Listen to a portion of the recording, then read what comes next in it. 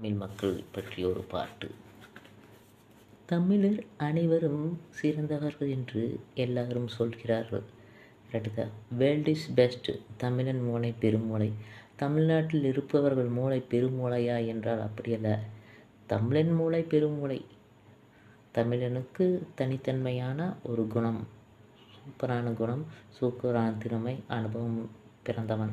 படித்து பெறுவதல்ல, அவன் ஆதிகாலத்தில் இருக்கப்பெற்ற முன்னோர்களால் பெயர் பெற்றவன். எங்கிருந்தாலுமே ஒரு தமிழன், வெளிநாட்டில் இருந்தாலும் சரி, யாராக இருந்தாலும் சரி, அவனுக்கு தனித்தனி திறமை இருக்குது.